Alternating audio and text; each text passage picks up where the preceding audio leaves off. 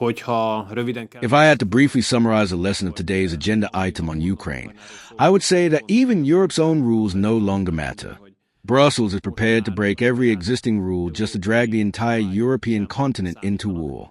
What prevails here in Brussels can only be described as war fanaticism.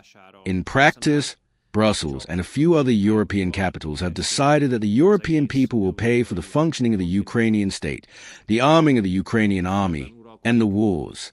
We have now reached a point where there is talk of building arms factories in Ukraine.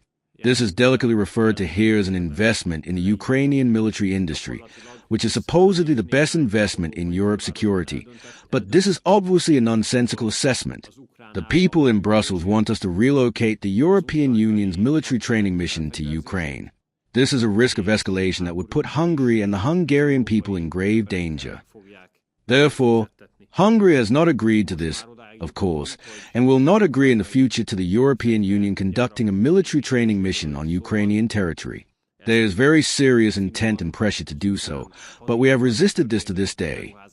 They would spend 46 trillion forints to arm a country that borders Hungary, is not part of the same integration as Hungary, and is not a NATO member. And they want to send 80 trillion forints to a country where corruption is organized at the state level, where a war mafia operates, and where we have no idea what the money sent there by European taxpayers has been spent on so far. The argument used by the European Union to circumvent the requirement for unanimity on this issue effectively renders any future statements by the European Union on the rule of law or democracy ridiculous and untrustworthy. The European Union is violating its own rules to such an extent that it is no longer a case of the horse's hooves, but the entire stable. The European Union argues that Russian assets must be frozen for a long time because the Russians are creating an energy emergency in Europe. This is a huge lie. I think it is unacceptable to treat people as if they were stupid to such an extent, even in Brussels. The energy crisis in the European Union is not being caused by the Russians, but by the fact that Brussels is currently banning Russian energy sources from Europe, and then using this as a pretext to create a legal basis, a non-existent legal basis, for itself to circumvent the criterion of unanimity. So, from this point on, this argument discredits and ridicules any statement by the European Union that concerns the functioning of the democratic institutions of any member state, and it discredits and ridicules any statement by the European Union regarding the so-called rule of law procedures in Hungary. It has been said that we were under enormous pressure today regarding Ukraine's EU membership.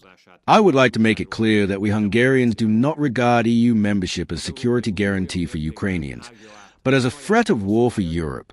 Ukraine's accession to the European Union would pose a huge threat of war for the entire European Union. We are not willing to assist in importing war into the European Union. A war madness that seeks to drag every European country into war. There is only one way for Hungary to stay out of all this, and that is for Hungary to continue to have a sovereign national government. Brussels' biggest problem at the moment is that it cannot drag Europe into war and it cannot bring Ukraine into the European Union.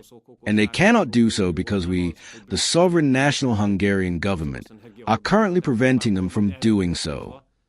Now, as for the possible Russian countermeasures, I would like to clarify the following. Hungary does not support Brussels taking away Russia's frozen state assets. We do not support it. We do not support it for a number of reasons. We asked the Russians a clear question. If the European Union decides to seize the frozen Russian assets, will Russia's response be uniform across all EU member states, or will it take into account the position of each member state on this issue? And the Russians' answer was clear. Regarding Australia, I can say the following. First of all, everyone was shocked by the news. We Hungarians find violent acts against religious groups unacceptable. We oppose all forms of terrorism and violence, and Hungary has a zero-tolerance policy towards anti-Semitism. We have expressed our condolences, and a letter has already been sent. Of course, we sympathize with the families of the victims. We wish the injured a speedy recovery and the families much strength in the difficult period ahead.